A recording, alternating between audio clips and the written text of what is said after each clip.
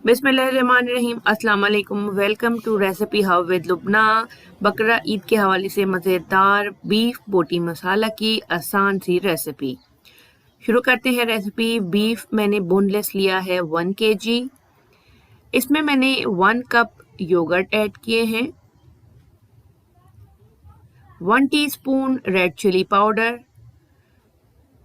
2 teaspoon Kashmiri लाल मिर्च powder, हल्दी 1/4 टीस्पून, भुना हुआ कुटा हुआ जीरा 1 टेबल स्पून, गरम मसाला 1 टीस्पून, सूखा धनिया पाउडर 1 टीस्पून, सॉल्ट 1.5 टीस्पून, कचरी पाउडर 1 टीस्पून, कच्चे पपीते का paste 1 table spoon, 1 cup of oil, 2 table spoon ginger garlic paste, 1 medium onion लेकर मैंने उसे फ्राई किया है लाइट ब्राउन, वो डाली है अच्छे तरीके से। अब हमने करना है इसको मिक्स करने के बाद हम इसको रेफ्रिजरेटर में कवर करके रख देंगे मैरिनेशन के लिए फॉर ओवरनाइट।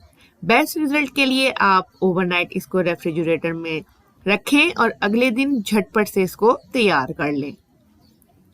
हाँ जी, ओवरनाइट मैरिनेशन हो गई है। अब बस लगेंगे मिनट और ये हो जाएगा तैयार। इसको मैंने शिफ्ट करना है पैन में। एक कुकिंग पॉट में मैंने एक देचके में, पतीली में, जो भी आप कह लें, इसको मैंने उसमें डाला है। और अब मैंने क्या करना है, इसको कवर करके मीडियम फ्लेम पर तकरीबन 20 से 25 मिनट के लिए पकाना है, जब तक बीफ गल ना जाए और पानी ना खुश्क होने लगे। तकरीबन 25 मिनट्स के बाद मैंने इसे चेक किया है, बीफ हमारा तकरीबन गल चुका है। अब मैंने क्या करना है, इसकी करनी है भुनाई। मसाले की 4 to 5 minutes high to medium पे रखते हुए खूब अच्छे तरीके से भुनाई करनी है, ताकि इसका बाकी पानी भी खुश्क हो जाए और ग्रेवी बाकी रहे। आप इसको देख लें कि इसमें कच्चा पपीता डला हुआ है, कचरी पाउडर डला हुआ है, ओवरनाइट मैरिनेट है, तो बीफ बहुत जल्दी गल जाएगा। मिनटों सेकंडों में आप ये बना लेंगे। तो अच्छे तरीके से इसकी मैंने करनी है 4 to 5 मिनट के लिए भुनाई, ताकि ऑयल ऊपर आ जाए और ग्रेवी अच्छे से बन जाए। उसके बाद ये तैयार होगा खाने के लिए।